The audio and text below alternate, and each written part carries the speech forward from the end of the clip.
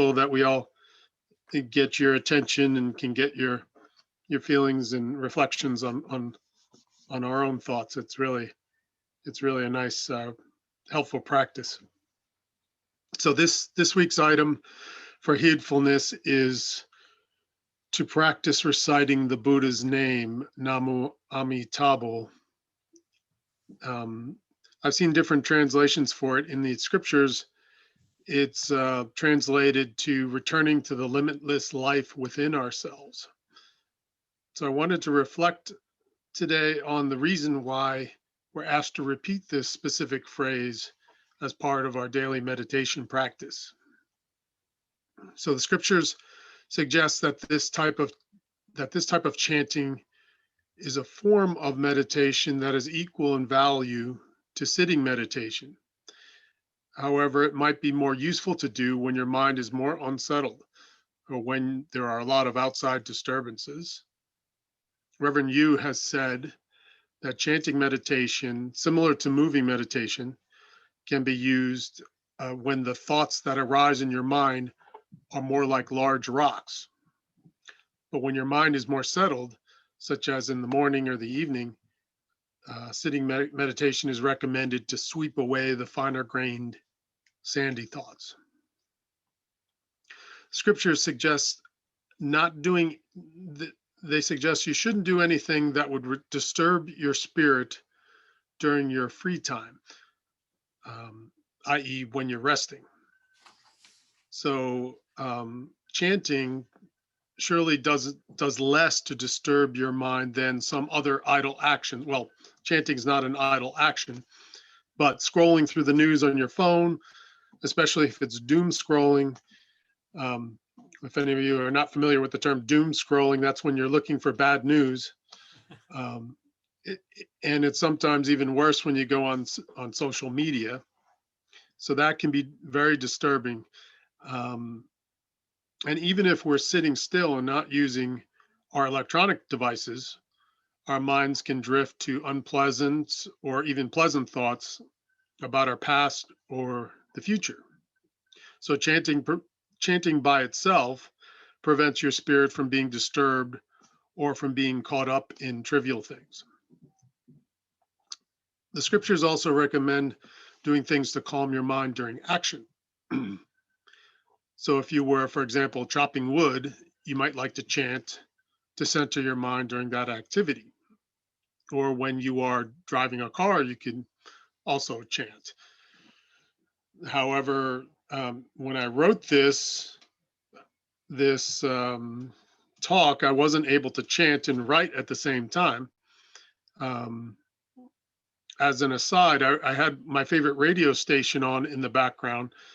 So that was perhaps cutting into my single pointed concentration while I was writing. And maybe it wasn't the right thing to do. Yet again, as the scriptures say, if things seem to be working well without much effort, then you must be doing something right. So I'm thinking that was okay to listen to the radio when I was writing this. We sometimes might ask, how is it harmful to let your mind drift to something favorable in the past or in the future, especially as an escape from something unpleasant that is happening in real time in your life? Maybe it's not harmful, but it might delay you from attending to that unfavorable stimulus directly. And we don't always have the luxury to daydream about good things when life is moving around us fast. So I therefore can understand the value of chanting any particular phrase, but would like to question why we are asked to chant this particular phrase. My question relates to how Won Buddhism seems to take pains to step away from the superstitious and magical and move toward the practical and everyday when there's an opportunity to do so. So two examples of this come to mind. Reverend Yu told us about the parents, or maybe it was Reverend G in her talk. Anyway, the story about the parents who came to the teacher to ask the teacher whether they should make money offerings to the enshrined Buddha to help them in their dealings with their daughter. And the teacher said, well, why don't you make your offering directly to your daughter instead, since she is a living Buddha? Also, within the context of today's discussion, we are told that it is less useful to chant to an embodiment of Buddha outside of ourselves and to instead chant to the Buddha nature within ourselves. So I can make some guesses why we're doing this. When we chant the Heart Sutra or the Ilwan Song vow, we repeat the words so often that they become second nature to us. Then, when situations arise that are applicable, I personally find certain lines bubbling up into my consciousness. So the process of chanting ingrains the essential creed of Buddhism within your nervous system or memory, so that perhaps even unconsciously, the meaning becomes ingrained in us. So it becomes written into our code somewhat. The phrase Namu Amitabha is not as hard to remember as a page-long sutra. Still, by ingraining it into our memory, we have this phrase readily available at our disposal. Perhaps it might make a little more of an imprint for us if it were in English, but we can handle remembering what this means. It's perhaps meant to be a constant reminder that this is the core of our practice. So my questioning arises from whether this phrase is meant to have some power in and of itself.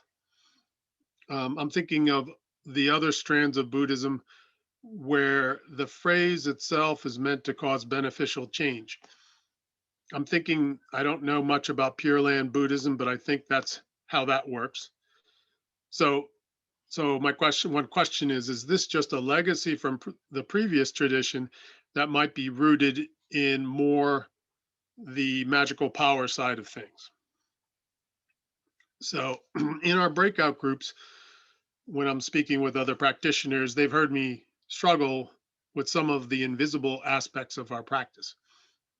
So in most cases, it's easy to trace the why basis for the principles and actions of our practice.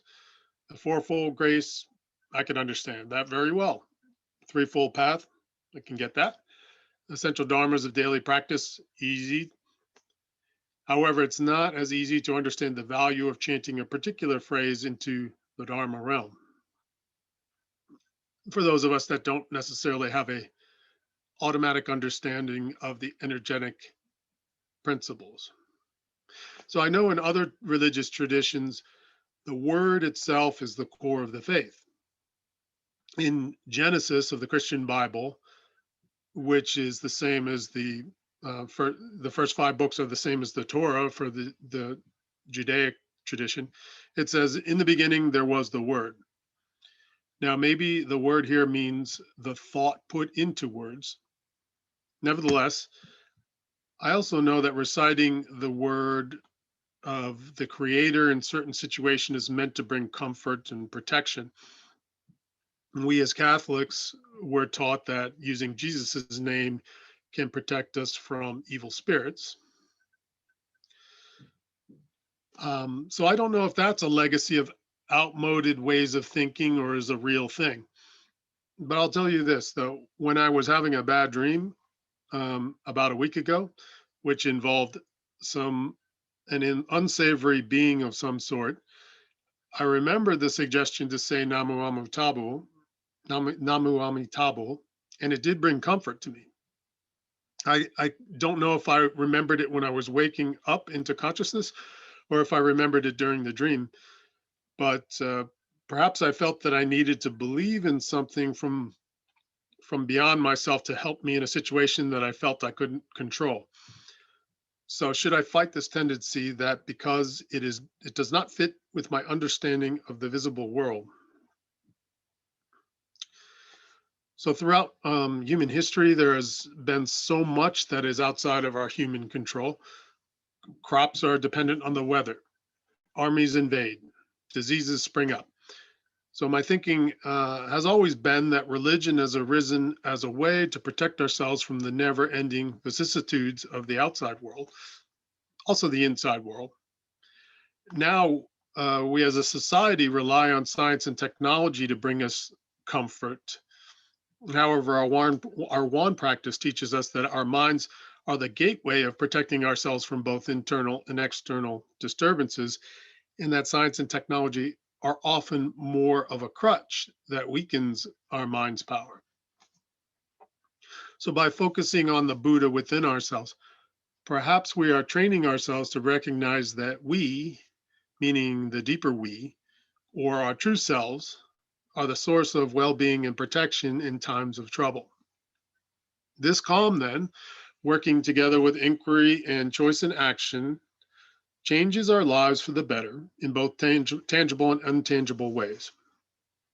So maybe we all can benefit from to focus more on the calming presence of this eternal life force within ourselves. As far as the concept of Buddha of limitless life or light within ourselves, where would Star Wars be without the belief in the Force? Now, that was fiction, but the screenplay was written under consultation with the myth expert Joseph Campbell, who based the Force on similar ideas, I think, to what we're talking about. So, does this validate the concept when Hollywood and the viewing public have gotten behind the message? Not necessarily, but its resonance might point to an underlying truth. So, am I accepting the value of reciting the Buddha's name as an article of faith? Are we reciting the Buddha's name instead of Coca-Cola or some other mundane phrase because it couldn't hurt to say something holy while we are chanting? Does chanting the Buddha's name lead us to more single-pointed concentration than chanting a mundane phrase? Is reciting the Buddha's name a vestige of the past that cannot be understood through reason? Even if we are not concentrating on the meaning behind the recitation of the Buddha's name, the fact that we are doing it naturally appears in our conscious thought when we're doing it. It might even serve as a koan for us if we reflect on why are we reciting the Buddha's name. Maybe there is no particular answer to it. Even if these were the only reasons to do it, that would have more value than reciting the mundane phrase. So my final conclusion is chanting is good, but chanting the Buddha's name appears to be better. Thank you.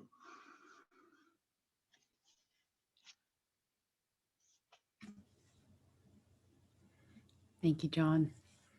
So John brought up a lot of great points, got good questions, a lot of content for discussion. I think, is there any questions or just immediate reflection that you have right now after John spoke about reciting the Buddha's name?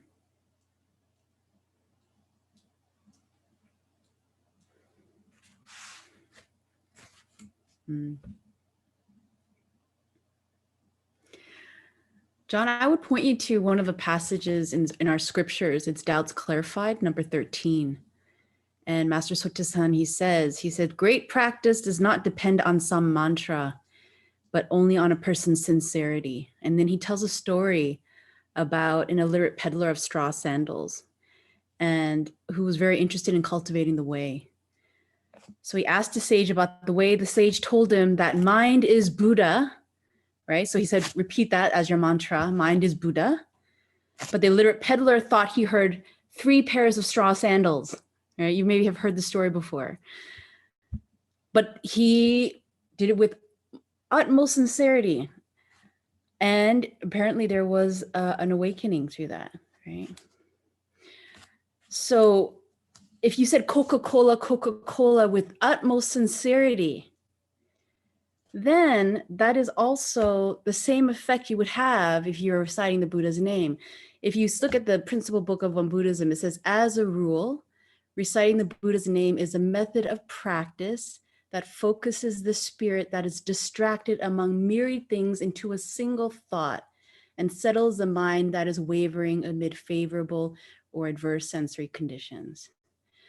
So if you did Coca Cola, and that helped you, and you could focus your spirit that was distracted, and you settle the mind, it will have the same effect. Now, why did Master Sotasan choose Namu Amitabha? And John, you touched upon that. It does have that meaning, right, of the limitless life enlightenment. But he wasn't against saying, he wasn't saying you only can use this mantra. He's saying if you have a mantra, Om Mani Padme Hum, that helps you to focus the spirit, then please do use that, right? But the reason why he chose this was that this does have a significant Buddhist meaning too, returning to our source, returning to our limitless life enlightenment. Right?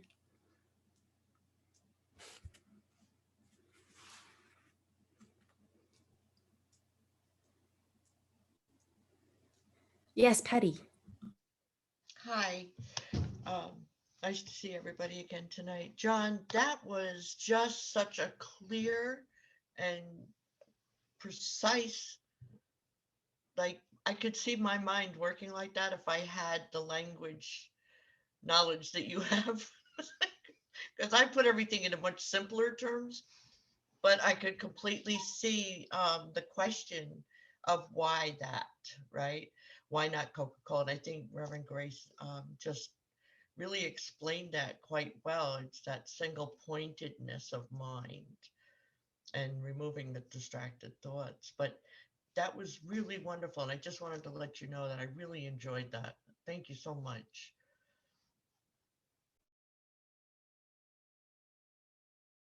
Yeah, go ahead, Kathy. John, I did too. Thank you. It was lovely. That story, The Three Pairs of Straw Sandals, is one of my favorite stories. And actually, I was thinking when you said that you were listening to the radio, I was kind of joking. I was thinking, well, did you do it with sincerity? Because then it works. But I really think it's so fascinating too, the Namo Amitabha, because when you first get to the Dharma Center, it's really new. And for me, it was really new. And then knowing the meaning, for me, it reminds me of when Reverend Yu says your hometown, uh, the sincerity of it to come back to who we really are, the limitlessness of who we really are. And I guess that's why we can say it with sincerity. And you said something about the supernatural as opposed to the everyday practical one Buddhism directs. And I think that that's so fascinating to me because we can deem something as supernatural, and for me it's like getting caught up in the special effects and you miss the movie. So it's like the supernatural is a humongous distraction as opposed to the real magic of what what the moment is where that's where I was thinking. I was wondering if you were going into that space of looking at that, like the practical aspects. And Grace and Reverend, you can probably direct me in a way that's better than this, but um yeah, I just feel like we think of the supernatural as extra and something to look forward to and something to go, point our minds toward. But it's really just an aspect of life, and what is in the moment is is the juice, is the everything, the limitlessness of the moment. So the other thing I just wanted to pass along to you, I'm sorry to talk so long, but the line that you said from the Bible, and forgive me for anybody who's Christian, but I spent a long time trying to translate that and looking at the etymology and doing comparison of religions. And what I found out, as far as I can tell, the actual translation is, in a beginning is order, and order was with the highest religion. So not in the beginning was the word. So I found that changed my view and opened up my awareness to that a little bit. So maybe it's helpful. But thank you. It was lovely.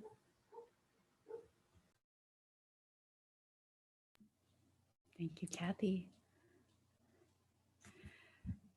So John, those are very good questions, because you could probably also extend that to our seated meditation, right? The question is, why the Tanjan? That could be the question too. Does it have to be the Tanjan?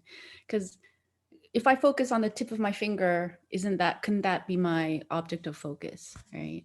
And that could be, or you can put your awareness on the bottom of your feet, right?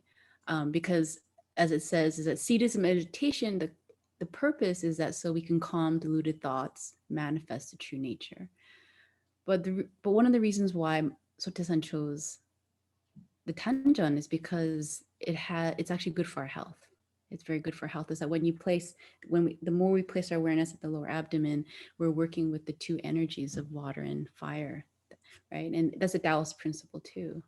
But physiologically, the reason why we do that is because when you calm down, the water energy comes up and the fire energy goes down. So it's actually the benefit of health, right?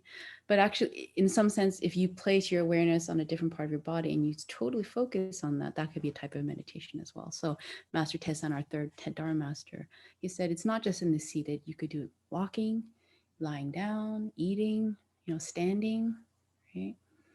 So those are very good questions. Isabel? Yeah, thank you so much, John. I really enjoy that too.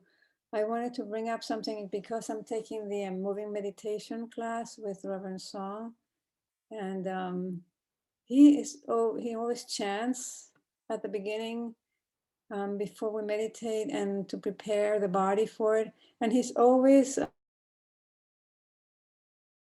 reminding us things of the vibration in our bodies, and he compares it to when we listen to the gong at the beginning of the Sunday service, and he always says, just listen to the bell, listen to the gong,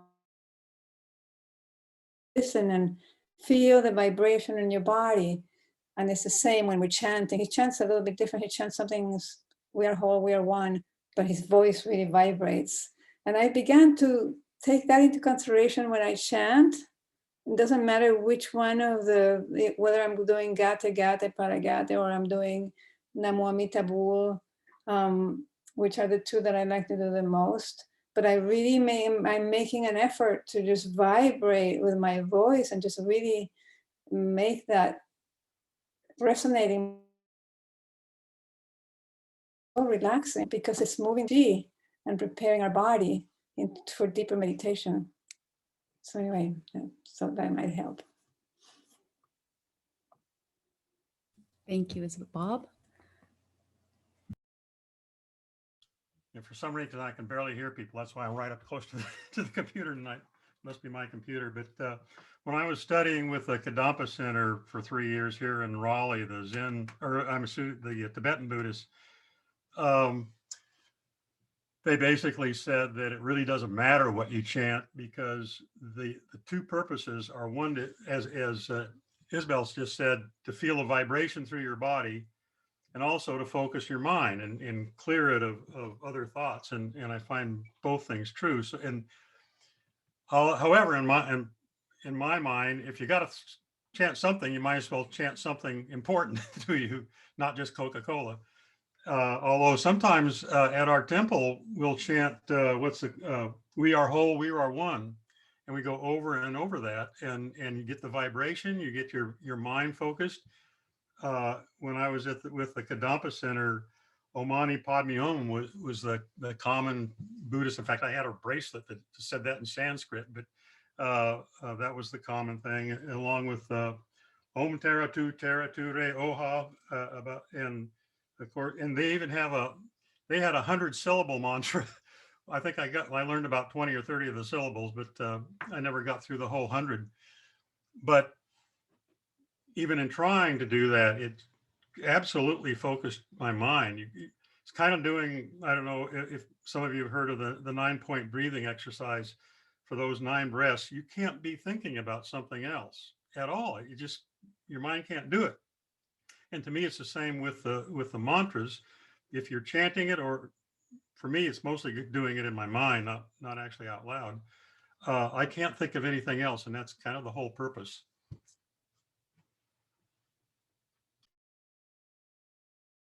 Thank you. And Diane?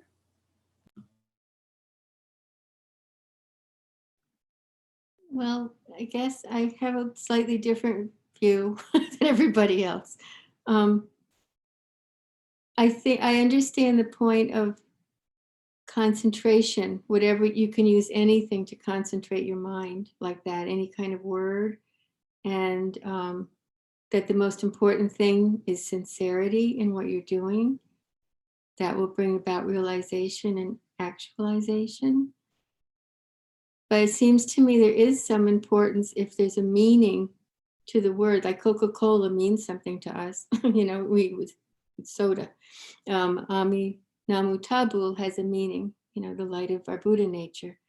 And even while we're chanting those things, that, well, for one thing, the meaning is sort of floating in the background, even if it's in a foreign language. At least it is for me. That's one thing. And the other thing that strikes me that I've always understood is that sound has vibration, as sort of like Isabel was saying, every sound has a vibration, and some are more higher vibrations, higher frequencies, you know, and others aren't. And that some mantric chants, like some of the ones that Bob mentioned, that each sound, some of the sounds don't even have meaning, but they have a particular vibration that helps you to tune to your true nature, helps you to kind of let go of things and tune to different chakras or whatever you want to call it, but higher vibrations. So I guess that's what I have to share about that. That I think there's something more to it myself, but I think the sincerity is, of course, the most important thing. Thank you, Diane. You're Yeah, welcome. that's a good point. I should also add that in that passage that I shared before, the peddler who chanted 3 pairs of straw sandals, what's interesting is after doing that with sincerity, he came to realize that mind is Buddha. So it was like always leading to the same thing, which was interesting too. So this is great. So different perspectives. Beautiful. Yep, Kathy. I'm sorry, you just struck me when you said that. And the reason being is I was thinking of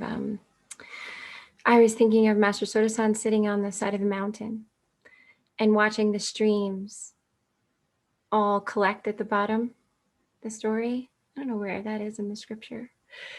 That, that's kind of what you're saying. So all dharmas return to one kind of thought process.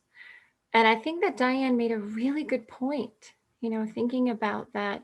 And I wonder about that too, the vibration, but I also wonder if we sincerity,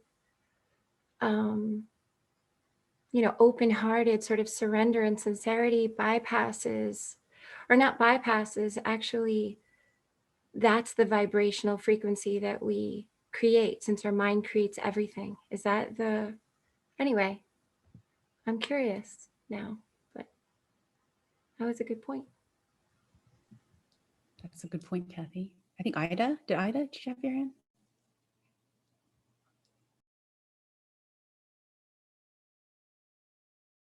Oh, microphone. Oh, okay, here we go. I kind of wanted to respond to the chanting and the sound. I think both Bob and Diane, their comments reminded me of something that one of my favorite Buddhist singers, Ani Choying Droma, said in one of her recent lectures. And a lot of her chanting, a lot of her songs are Buddhist. I mean, she's either Nepalese or Bhutanese, but she chants in Tibetan. And she said these chants provide protection for our minds. And I think it relates to something in this week's reading where they say that where it said that, the meditation provides a strong base and a strong foundation for maybe our reflections or our questioning. And I think that these chants, if they can strengthen our minds and keep our minds open, help us when we are either just reflecting, seeking, or if we're actually under assault, and these chants can provide spaciousness for us, to absorb without having our adrenaline skyrocket, I guess. So that's one thought. The other was something that John talked about in terms of, and Kathy, in terms of magical or extrasensory effects. And it makes me think that maybe sometimes what we think of as perfectly normal and what is ESP or a little bit woo-woo and out there is really just what we as a society accept as normal, quote unquote. And I mean, if we ever stop to think about how, like psychoanalysis, for example, how going from a total PTSD situation to being able to, oh yeah, it's not a problem anymore. I've transitioned past that. This is part of our mental capacity, but it's also part of our mental agility, and it's magical. And I think a lot of what happens in either psychoanalysis or in healing, whether it's medical healing, physical healing, or spiritual healing, can go to that. And maybe we just need to stay open, I guess, is the way I would put it. Thank you, Ida. And Shirogyo. Thank you, John. It was really clear and a great presentation. But due to my weak Wi-Fi, some parts I missed, frankly. So sorry about that. And I missed that important question you gave us. So I'm sorry. And while I was listening at the end of John's presentation and our conversation, I looked back my practice of chanting. And when I look back at myself and around me, many practitioners, we have a tendency to lose our balance.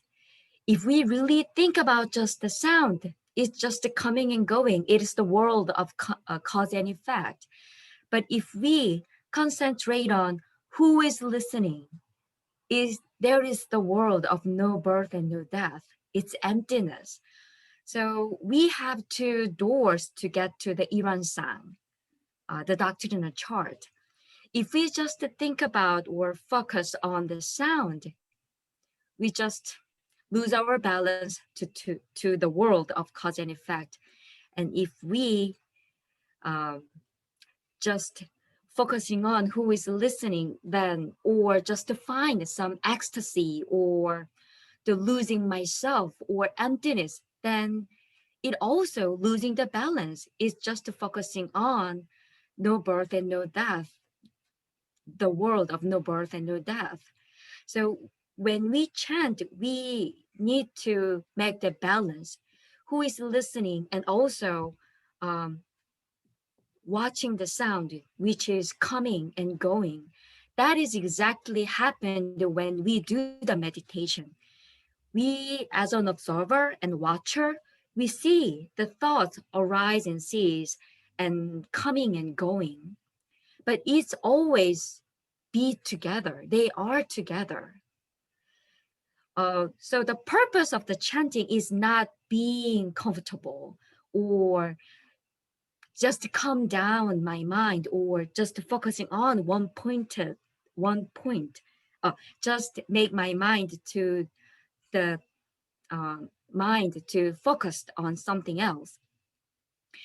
To get to the Iran-san, and otherwise if I can say Master Sotasan's the founding motive, that is the purpose of our chanting. That is the purpose of the One Buddhist practitioners. Bring all the sentient beings to the limitless paradise. It's not just the sentient being around us. It's also the sentient beings in my mind, in our heart, in our minds, and also our karmas as well. So I try to make the balance all the time when I do the chanting. Who is listening, and as well as the sounds which is coming and going. That is important, and I think that is matched with John's the question. If somebody talk to me, Shino, you are so stupid. You're an idiot. You don't look like practitioners. Then I'm gonna be really mad. If I'm free from Namu Amitabha, the cause and effect, if I'm free from Coca-Cola, or my favorite Doritos, I'm gonna be free from my thought. I'm gonna be free from the karmas. And that is the most ecstasy for me. Because if I can be free from all the sounds, then I can be free from suffering from the sound. Because the sound triggers all the delusions and disturbed mind and made me so make me do wrongdoings or that dramas. I can be free from it. So when I do the chanting, I try to first of all, like Master Sotasan said, it's really good for calming down my mind, of course, but I try to keep the balance. Think about the purpose of the chanting, and then who is watching, who is listening, and watching the sound. So I think we also need to think about that. Why do you chant? And that's why, because that principle is the same as the seated meditation, the results are the same. The result of the meditation, seated meditation and chantings are the same. But I asked to myself, and you also ask yourself, do you really get the 10 result of the seated meditation when you do the chanting? Rash and flighty behavior will gradually disappear. The activities of the six sense organs will become orderly. The suffering of illness, disease, and your face becomes smoother. Oh, I have all the skin problems. The power of memory improves. The power of endurance grows. Attachments disappear. Perverse state of mind change into right states of mind. Your self-nature's light of wisdom will shine. You will be gratified by ultimate bliss. You will gain freedom in birth and death. So I think we we can get the result through the chanting as well, just like the seated meditation. So yes, I'm sorry I talked too much. But No, thank you so much, Gomini, because I know you're very passionate about the chanting. That's your area of interest, definitely. Thank you so much for sharing that. Can I just ask for a clarification? When you're saying who is listening, can you explain that? What, I'm not sure what you mean by that.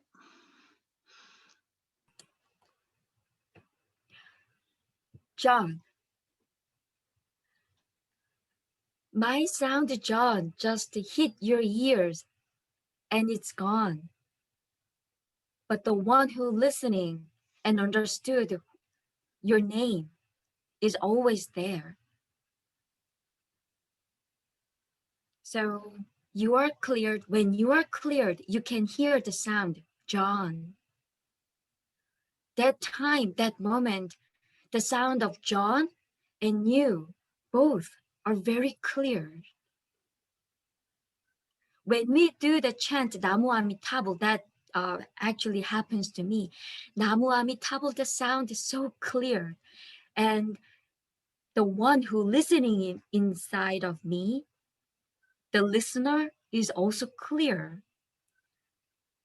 But when I think something else or some agony is in my mind, even though I chant Namu Amitabha at the chanting time, I forgot whether I really chanted or not. So I hope you got the sense, or you already knew it. You're saying to maintain the observing mind while you're chanting. Yeah. But good question, and thank you for asking. Okay, thank you. Thank you so much, everyone. And Reverend Yu?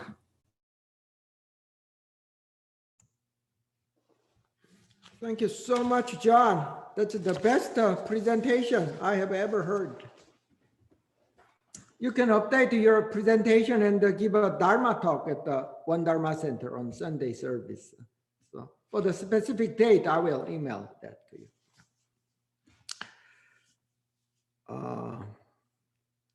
It's a pretty well-known saying or quote. Guess who said this? All of human evil comes from a single cause, man's ability to sit still in a room. Who said that? Very famous person said this. All of human evil comes from a single cause, man's inability to sit still in a room.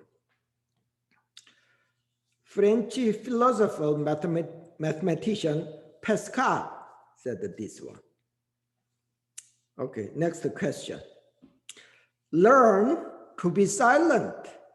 Let your quiet mind listen and observe. Who said that? Another great mathematician, Pythagoras, said that. Learn to be silent. Let your quiet mind listen and observe. This is not said by some Zen priest.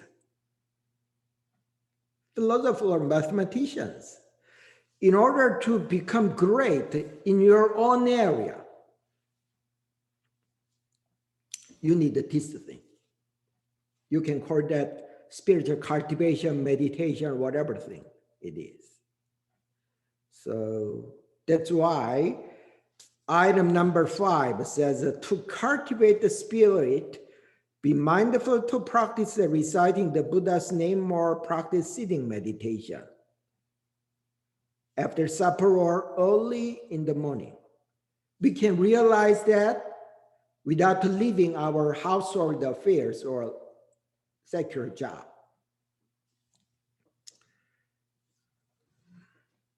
When I was in mid-teens, for 2 or 3 years, I was bothered by constipation. It was very annoying, very uncomfortable, even though it was not very serious to me. Why it was a problem? The principle is very simple. What comes inside my body does not go out. That's the problem. When you just breathe in, if you don't breathe out, you're dead.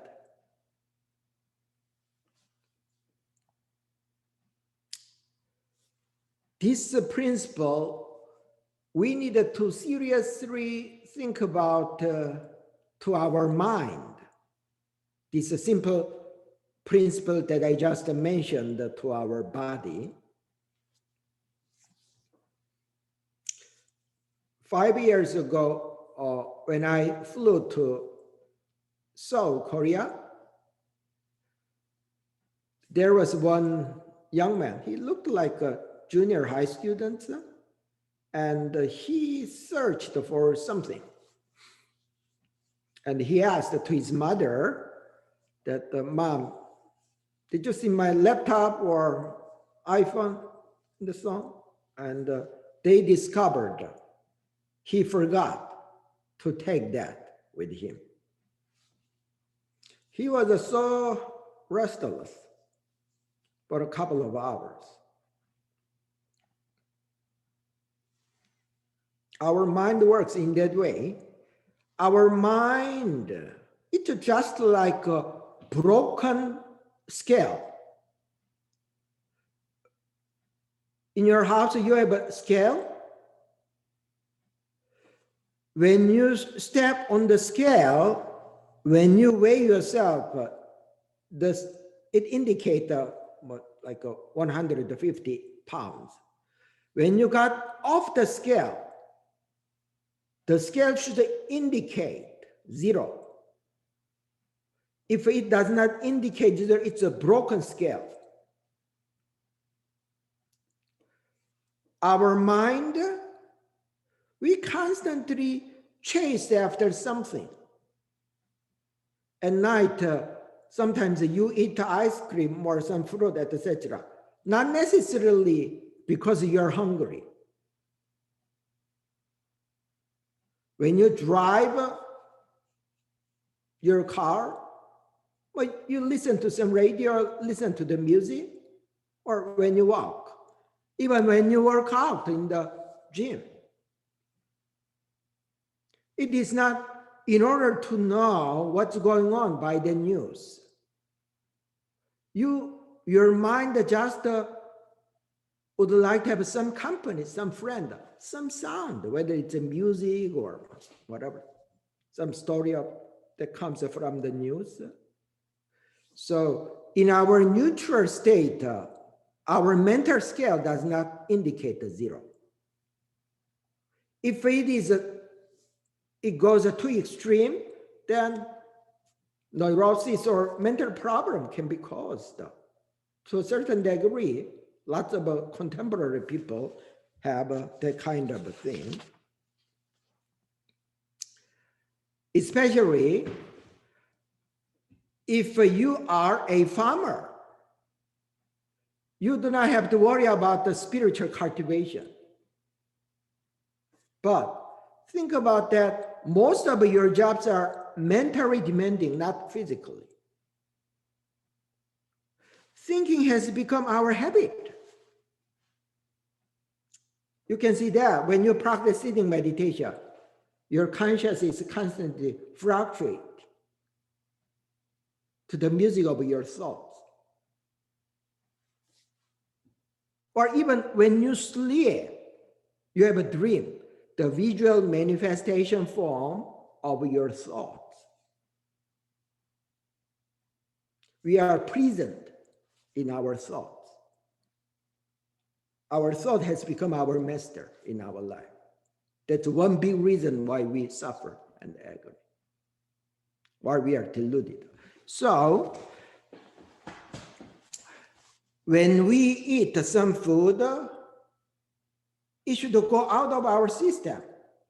That's why our founding master said, to cultivate the spirit, be mindful to practice chanting meditation or the Buddha's name or practice sitting meditation. Suyang,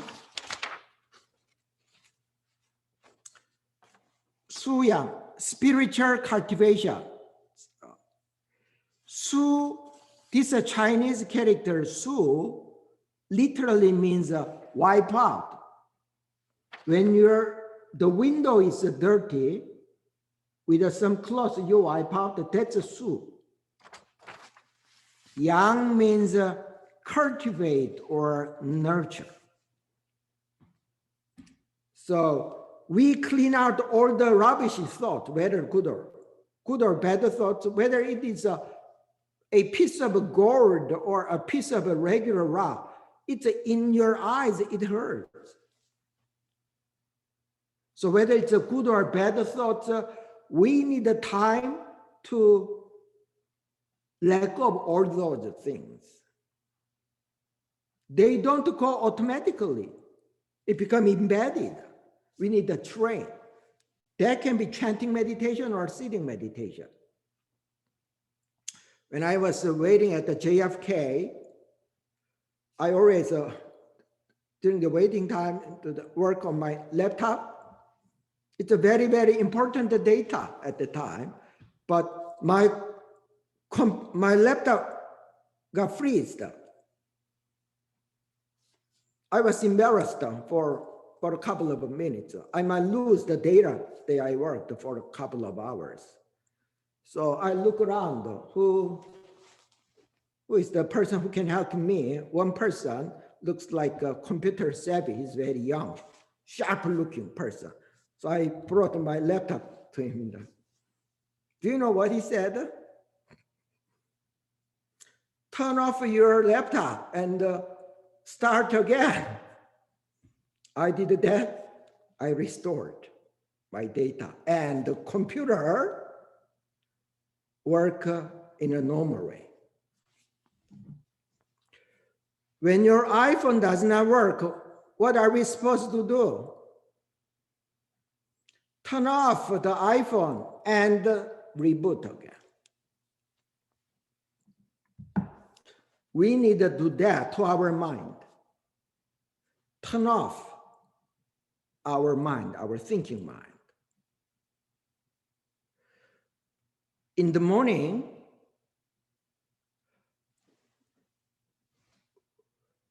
the house that I was born and raised has lots of roses in our garden. My mother was good at cultivating those things. In the morning, roses looked with a little dew, looked very, very fresh and beautiful. Why?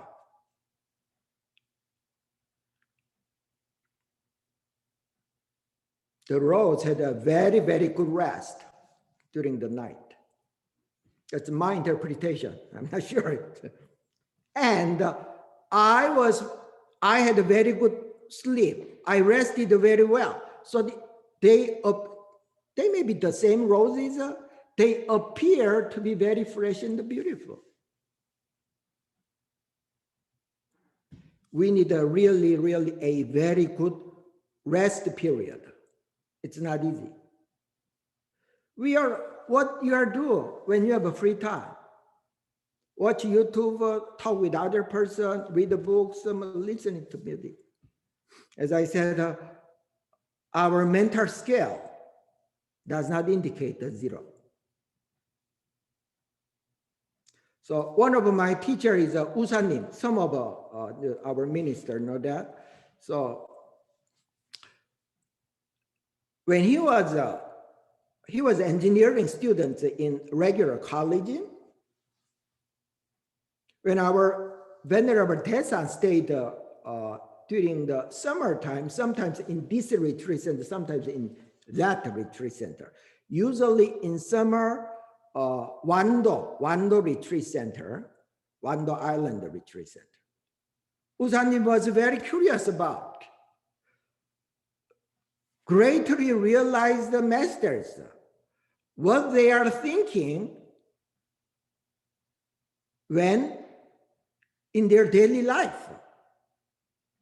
So when Master Tesan hiked to the top of the mountain, he usually hold the hands of some children or lay person. A lot of people would like to hold our third head Dharma master's hand. So Usanim was very anxious and very excited to hold his teacher's hand. What the master is thinking in their daily life. When he held Master Tesan's hand, immediately he realized one thing. Do you know that? Master Tesan does not think anything. His mind is completely empty and pure, just like a mirror. in our neutral state, our mind should go in that way. Without the training, it's very, very hard. We need some artificial time and setting to practice a sitting meditation or chanting meditation, whatever, walking meditation, prostration, or whatever is possible. So probably after 1 month, we will have one class. One is for chanting meditation, another is just for sitting meditation. So we will revisit. Venerable Desan said pretty often, this is actually the Chinese saying, what is the saddest thing in this world?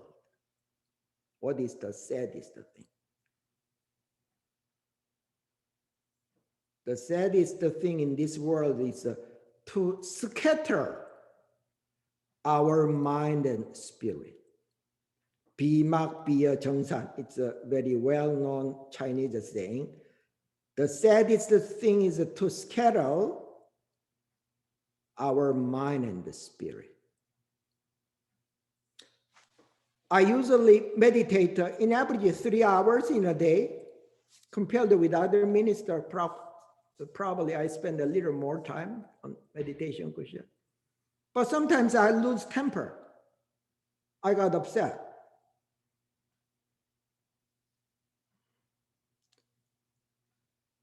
What could be the reason? I observed my mind. It is not because when I meditate, I think I meditate pretty good. The quality of meditation is good. The reason is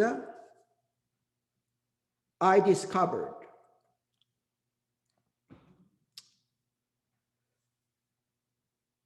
the period or the moment I lose my temper is the time when I'm very mentally tired.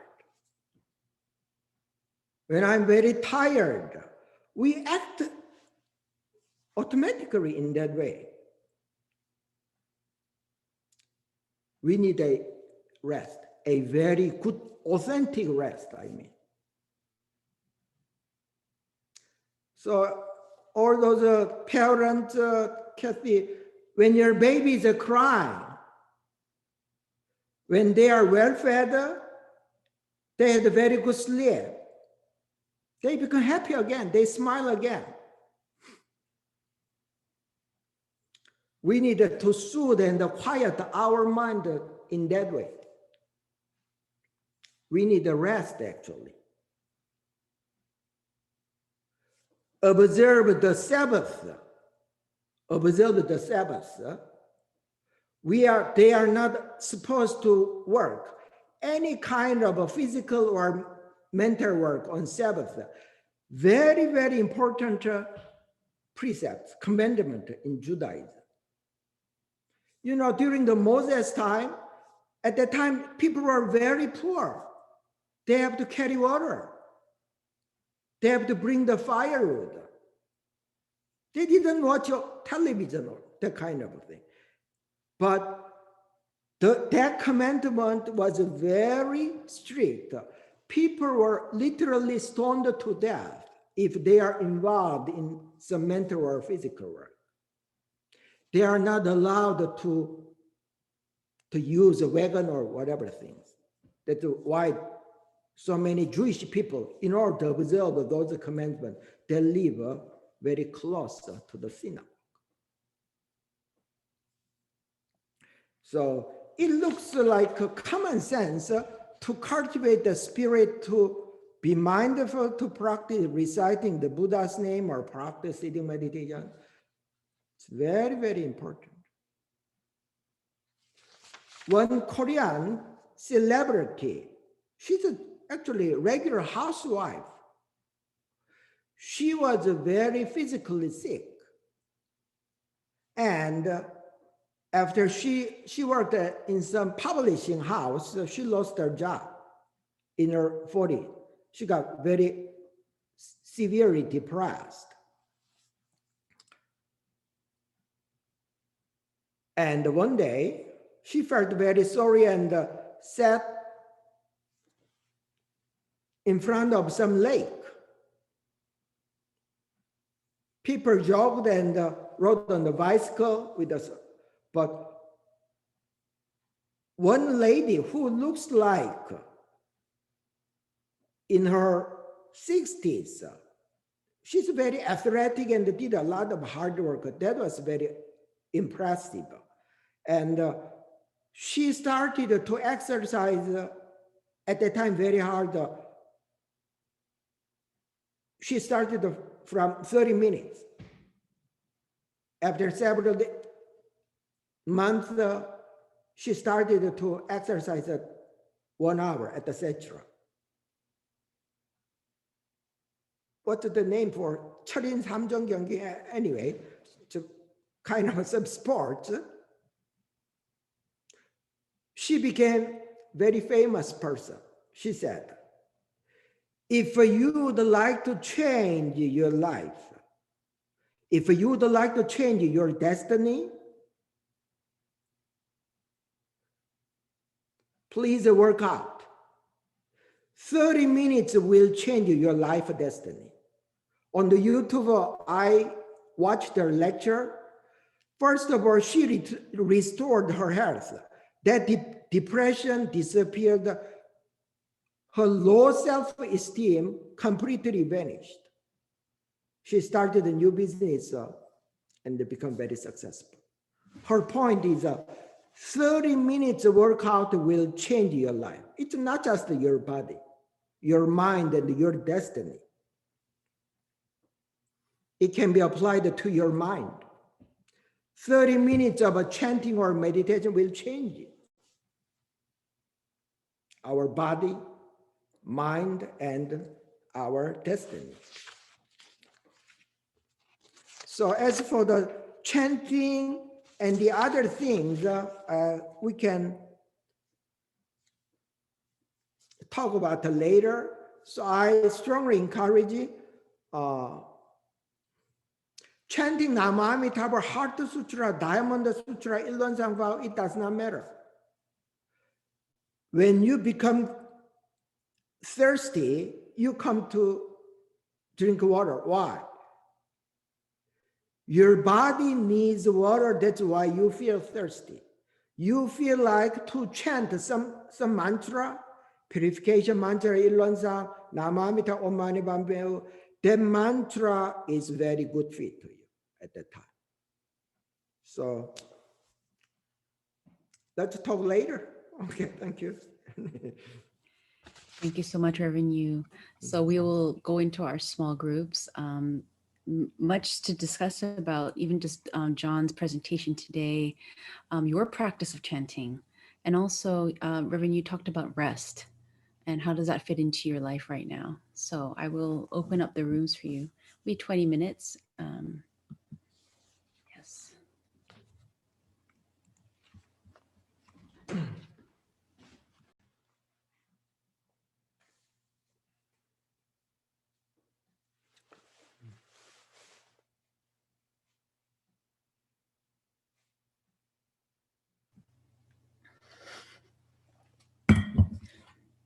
All right, welcome back, everybody. Looks like everyone had a very fruitful conversation. I see a lot of smiley faces.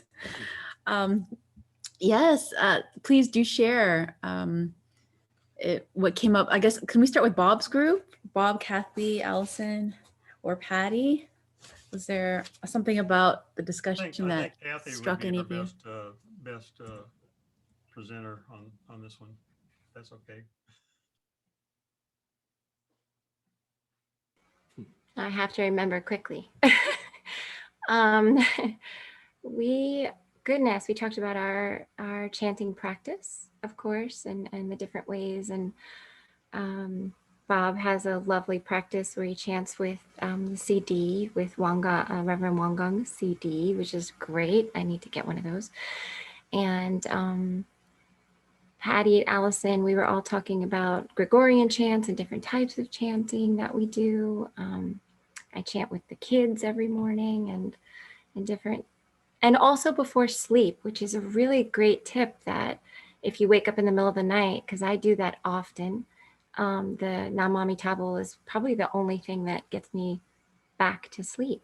And Bob said the same, and I think Patty said the same, and Allison. I think we all agreed with that. And then we talked about how John's talk was really lovely and helpful and clear, and we appreciated that so much. And then we spoke about the question I sort of brought up, which was Diane sparked, which was the idea of vibrational frequency. And if it is the vibrational frequency within the person that our mind creates our world, so does that create, or is it in the word itself? And the fact that those things are not separate in and of themselves. So we just kind of threw out a koan and left it at that pretty much. So that was it, right? I think that's it. Thank you.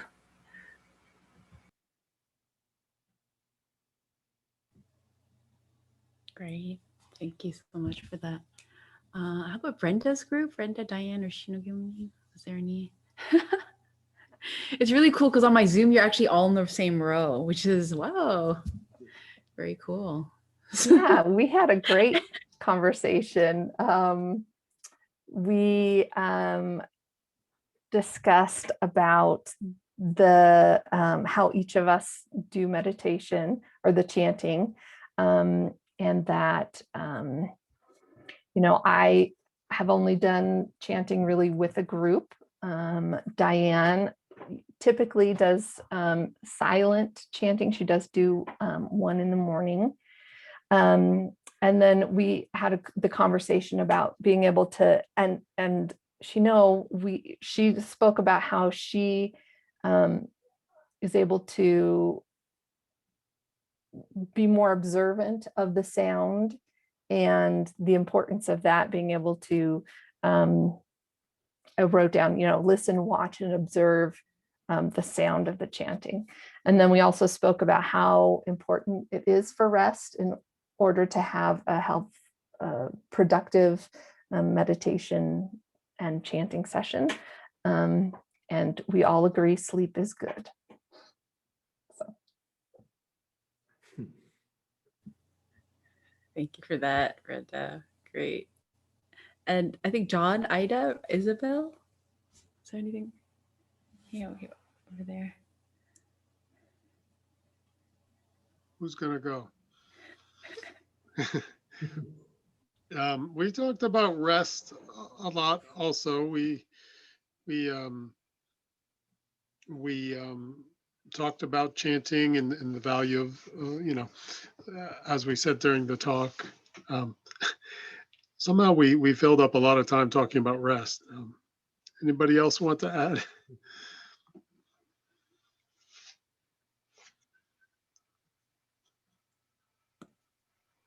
Well, I told an amusing anecdote about my grandson, my 8-month-old grandson's rest or sleep training, which I thought kind of might be helpful for us because I know getting enough sleep these days can be very challenging. His parents started him on a program where they actually gave him a mantra, and his mantra was, "We love you. It's time to go to sleep. We'll see you afterwards." So then they turn out the light, they go outside, and they let him fuss for about 5 minutes. They go back inside, they say the same mantra to him. They turn out the light, they go outside, and they do it for as many times as is necessary to get him calm. In the beginning, it was like 30 minutes. Now it's like twice, or not even. They say it once, they go outside, he kind of, and then he's asleep. So I thought, like, oh, wouldn't that be nice if we had a mantra like that? Put that in the chat box, Ida. Okay.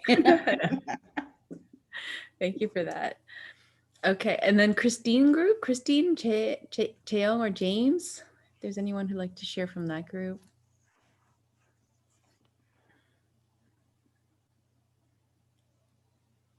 Okay, I'll start, but I would really like James to tell you a little story of his about chanting. So Jay has a chanting practice that she does while she does 108 full bows in the morning. So James and I were very impressed by that. And you know, she just said how it really keeps her calm, and it's a very, very helpful practice to have. Um, and we talked about sitting meditation, you know, and all the importance of that. And John, we did think you sparked so many questions for us that our conversation was just very, very, very, very productive. It was great. It was really great. And then we did get into a kind of a big conversation about rest too. And at One Dharma in Claverick, Reverend Na has given talks about the importance of sleep and rest. And one of the things she says is that your day, for the time that you're awake, should be divided into half activity and half rest or relaxation.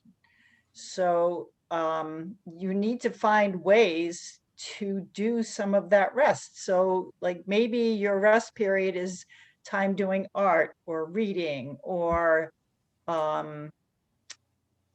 you know, whatever you choose to do as your rest time. But I think that we get too overactive sometimes, and then it's very hard to fall asleep. So for some reason, I love to go to sleep at night, and I most of the time fall asleep for 7 or 8 hours, and I am out cold. My husband is the exact opposite. So he always envies what happens with me, but I feel like, I don't know, I try to give myself enough time during the day to be active, and then other times to be meditative and relaxed and releasing. And then when it's time to go to bed, I'm just like, I love going to sleep. It's just healing for me. It's like a very happy place. It feels really good. And my husband has to rest a lot more during the day because of not being able to sleep that much at night. So I always try to send him some of my good energy, but it doesn't seem to work. It's just who he is. Anyway, James, would you mind just telling people what happened with you with chanting? I just thought that was a really good story. Yeah, sure. So as you know, I was dealing with the COVID illness for some time, and right after I got out of the emergency room, I spent a day in the emergency room. When I got home, I notified Reverend Yoon and Reverend Dogan here from my LA temple that I really needed their help and their energy and their intervention to help me get through this, because I was definitely very scared, and my mind was just running through huge levels of anxiety. Because I never felt that way before, where I just couldn't breathe, and I needed that oxygen. And so right away, Reverend Yoon and Reverend Dogan, right away, they both text me chants. And I was something I was not expecting, right, at all, because chanting, I only chant with them on Sunday service, or if we do meditation, group meditation, but I haven't got to the level yet in my own practice where it's part of my daily practice. So chanting is not something that comes very natural to me. So when I got that text, I was a little like confused, and Reverend Yoon said, just listen to the chant, listen to the chants, listen to the chant. That's all I ask of you, is just to listen to the chant. I know you can't talk right now. I know you can't breathe right now. Just keep lying on your stomach. And all you got to do is just put your earphones and just let it run. Listen to the chants. And I did that, and she would check in. So I started to do that, and it didn't feel very natural in the beginning, because it wasn't part of my practice, but I just trusted what she was saying. And day one passed, day two passed, she checked in and texted me again, how are things going, you feeling better? Wasn't really feeling better. She said continue to listen to the chants, and she would do this, throughout the week. And I was sharing with Christine and Jay that one thing that she told me is you got to have faith, back to faith that we've talked about, and faith in the healing power of Ilwan Song. And and when I started to really contemplate, like, what does it mean, like, to really put that faith into practice at this moment, and absorbing that through the chanting, she said, you're going to heal. There's healing power in the chant of Amu Tabu, and it happened that way, where after about 4 days of continuous listening to chant the Amitabha chant, I began to feel a sense of like healing going through my body, and release the anxiety in my mind. And I started to get better after 8 days of the more severe symptoms of this. And so I just was something that just like shook my spirit up in that moment. And so I'm very grateful for that experience. And I really, I felt like it was a divine like intervention or message that Reverend Yoon and Reverend Dogen were sending me. And so now every time I feel a sense of anxiety or a sense of of any disturbance, like I do tend to naturally go back to that in my mind, just chanting that in my mind. And I do feel a sense of power. So I just wanted to share that I attribute a big part of my healing to listening to chants, because the medication was not working. Nothing the doctors were giving me was working. They had me on like 6 different medications and all these steroids, and it was not working. It was, so to me, I felt like that was my intervention of healing. So I just wanted to share that, the power of the Iwan Chansa chant. So thank you for that.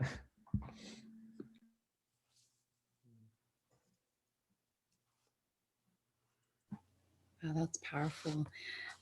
Let's just take a moment. If you could, in the chat, oh, was it Namo Amitabha was the chant? Was it Namo Amitabha? Yeah. Okay. Just taking a moment in the chat, if you can just set your intention for the upcoming week in terms of rest. What kinds of rest would you like to put into practice this upcoming week? If you could just type that into the chat room so that all of us can get some ideas from you. What kind of rest?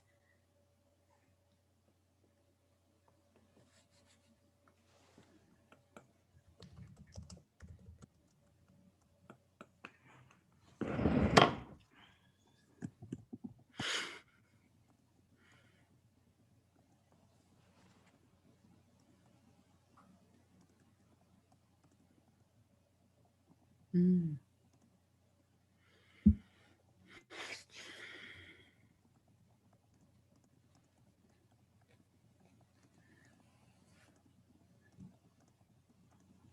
Great.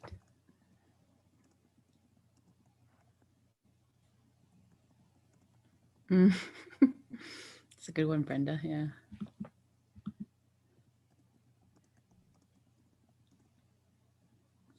Patties. Yeah. Thank you for sharing that. Oh, Kathy, I hope, yes, exactly. Oh, must be nice to be at LA, James. I think I'll sit in the snow, which is just as good, I guess. There you go. Yeah. Great. California dreaming. California dreaming. Yeah. Thank you. Okay.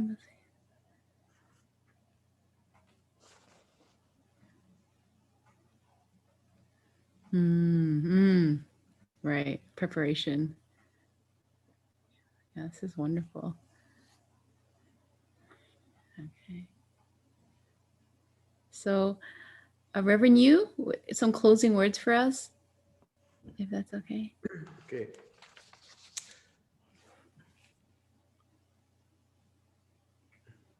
Anybody have a pet in your house? Pet, cat or dog? Yeah. Do they have some sleeping problem? Do they have insomnia? Because in their daily life, they don't think that much. Humans have insomnia. Why? Not because they are physically tired, but because they are mentally too tired, because of their thoughts. before it is hard for you to go to sleep, chanting is one way. You can play some chanting music on your iPhone or laptop. In my case, I work with the Quan, my Quan. It really helps to contemplate the Quan and to drop my thinking mind. Kathy, when you wake, Sai or Soren, how would you do? If Sai oversleeps, what was your technique? They never they never oversleep. Oh, really? They're up at dawn. They're never, I wish they would oversleep. Yeah, lucky person. Sorry. Okay. Some people can pinch their thigh or splash water or whatever. They usually call their name. Sai, Sai, Sai. Then Sai hears his name and wakes up. What's your true name? Probably my legal name is not true name. Yeah? What's your true name?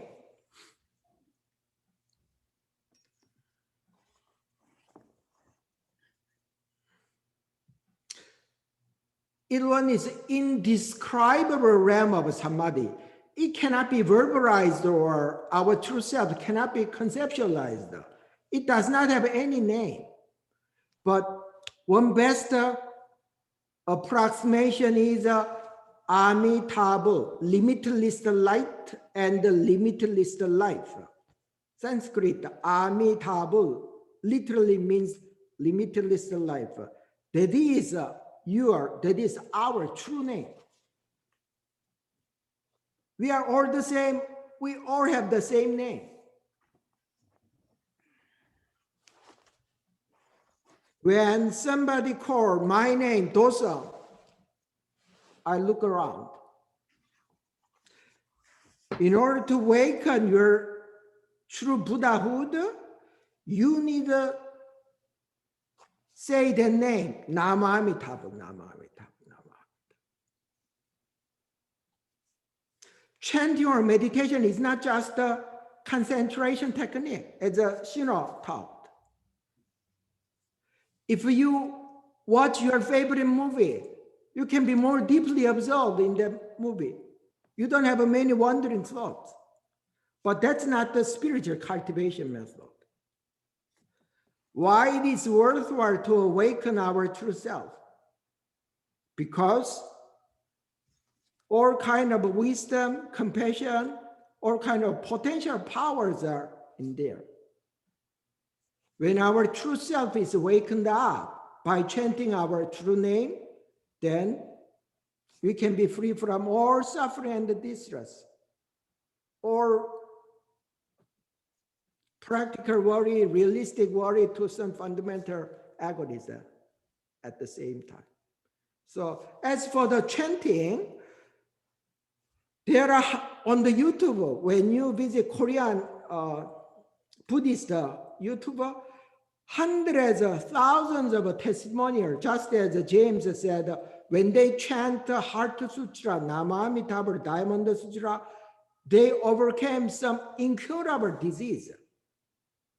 They were diagnosed that they will die within several months, but that's one part of that, but it's basically to awaken our true self. So as for the chanting, let's study all together next month. Thank you. Thank you, Reverend Yu. Let's have a good rest now. Okay, Reverend Yu, before we go though, I do need someone to volunteer to present next week and also guide the meditation. So is there anyone that would, number one, like to guide the meditation next week? And it could be, if you've done it before, you can do it again. Is there anyone? I can guide meditation. Great, James, thank you. And then presentation, this is on item number 6. Thank you, Christine. Okay, now everyone go to rest, get some rest. Okay. Bye. Good night. Thank you. Bye-bye.